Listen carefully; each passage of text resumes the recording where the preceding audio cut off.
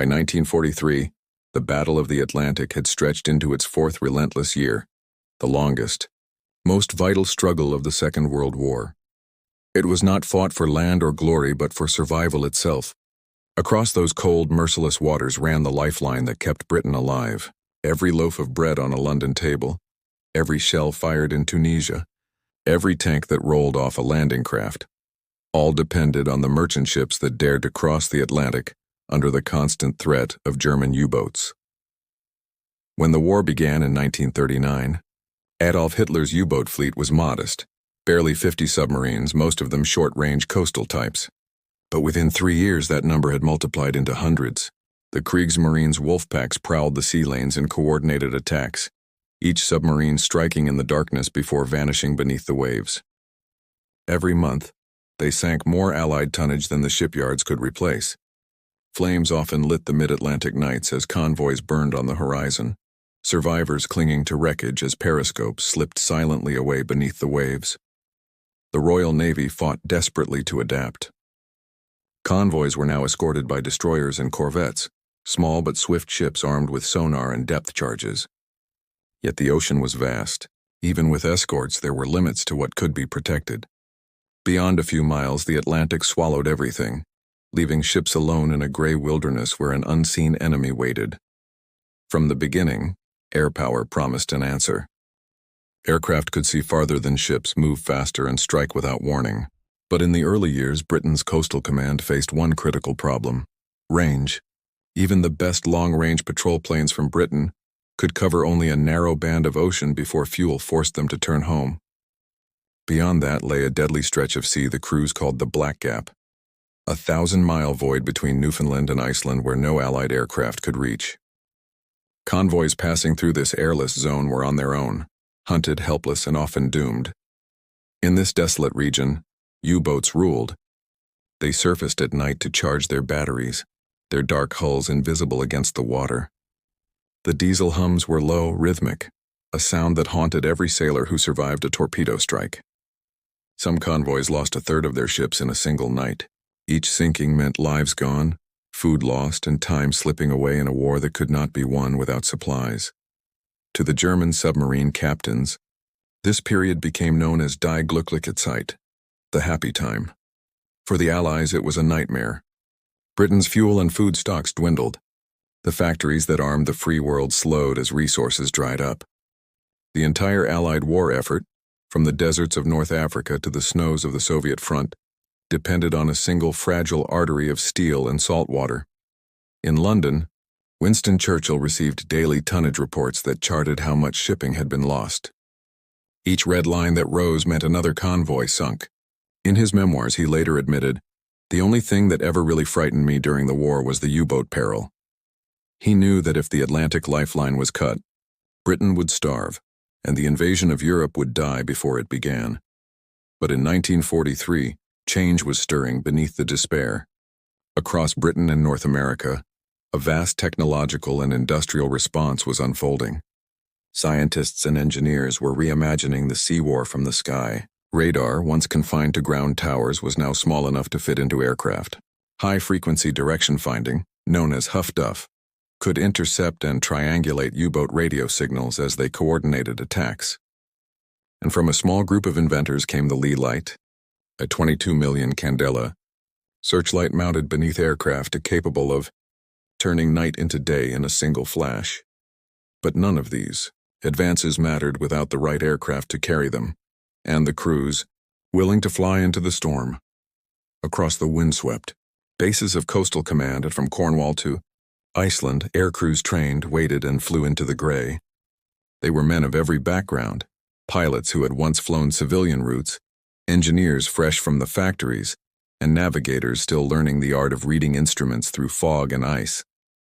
Their world was a sea of monotony and danger, endless hours of flying over waves that all looked the same, always with the chance that a single mechanical failure or enemy attack would send them spiraling into the freezing Atlantic. Their tools were primitive by later standards. The radar sets were bulky and temperamental, the aircraft unpressurized and unheated. The cold crept in through every seam, freezing their breath onto the glass, yet these crews became the eyes of the Allied war at sea. They scanned for the briefest signs, a white wake, a dark streak of oil, or the thin shape of a periscope breaking the surface. Every detection was a race against time. The submarine could dive in seconds, vanishing into the depths before the aircraft could strike. By 1942, aircraft like the Lockheed Hudson, Vickers Wellington, and Consolidated Catalina patrolled the ocean lanes. But one machine, not designed for combat at all, began to take an unexpected role in this struggle, the Douglas C-47 Dakota. Originally conceived as a transport aircraft, the Dakota was rugged, reliable, and capable of flying long distances with heavy loads. It could operate from rough makeshift airstrips, the kind found on the remote outposts that dotted the Atlantic. Its job was never meant to be hunting submarines. It was built to carry troops, supplies, and wounded men, yet the Dakota's endurance made it invaluable. It became the silent lifeline between Britain's far-flung anti-submarine outposts, ferrying radar components, depth charge parts, fuel drums, and the men who operated them. It flew missions to Iceland, Greenland, and the Faroe Islands, the harsh edges of the Atlantic War. The weather was often worse than the enemy. Gales tore through the skies, freezing rain turned wings into blocks of ice, and visibility could vanish within seconds. Pilots said flying over the North Atlantic was like trying to navigate through a sheet of gray steel, but the Dakota endured where other aircraft failed. It carried not just supplies but information, the new lifeblood of warfare. On board were radar operators, technicians, and intelligence officers moving between bases to calibrate new systems. The aircraft became a vital part of the network that slowly began to close the black gap, that deadly mid-Atlantic void where convoys had once died unseen. And then, technology began to change everything. The Americans introduced the B-24 Liberator, a bomber with exceptional range that could finally patrol the farthest reaches of the ocean. These aircraft, equipped with improved radar and lee lights, extended the reach of coastal command deep into the U-boats' hunting grounds. The Germans, once secure in the mid-Atlantic, suddenly found nowhere safe to surface. Meanwhile, the Dakota continued its unseen work behind the lines. It brought spare parts to remote airfields, ferried crews to their new posts, and retrieved the injured or frostbitten from outposts barely reachable by ship. At times, Dakotas themselves carried radar pods and observation gear, acting as relay stations or reconnaissance craft when patrol bombers were unavailable. They were, as one airman later called them, the arteries of the Atlantic War. In early 1943, the tide began to shift. Improved radar, longer-ranged aircraft, and coordinated intelligence from Bletchley Park's decrypted Enigma intercepts started to give the Allies the edge. Convoys that once suffered catastrophic losses now reached their destinations intact. U-boats began to sink faster than they could be built. The hunters of the deep were now being hunted from above. Still, it was not victory yet. Every crossing was a gamble. Every flight over the Atlantic was a test of will.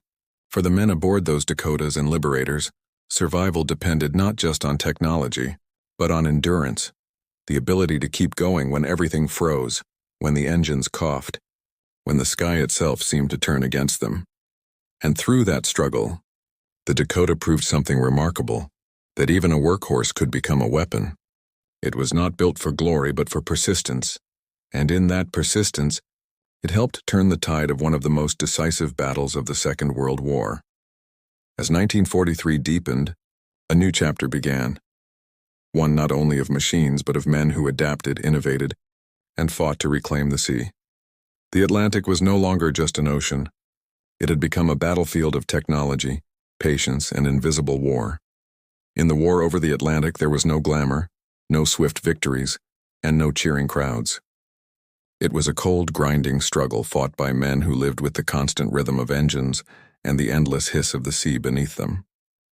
The Dakota crews were not the dashing fighter pilots of the Battle of Britain, nor the bomber squadrons lighting up the skies over Berlin. They were the quiet workhorses, anonymous, methodical, and patient, flying machines that looked more civilian than military, yet carried the weight of nations on their wings. For the men aboard, life inside the Dakota was both simple and punishing. The fuselage rattled with every gust. The temperature dropped far below freezing. The smell of oil, damp canvas, and sweat filled the air.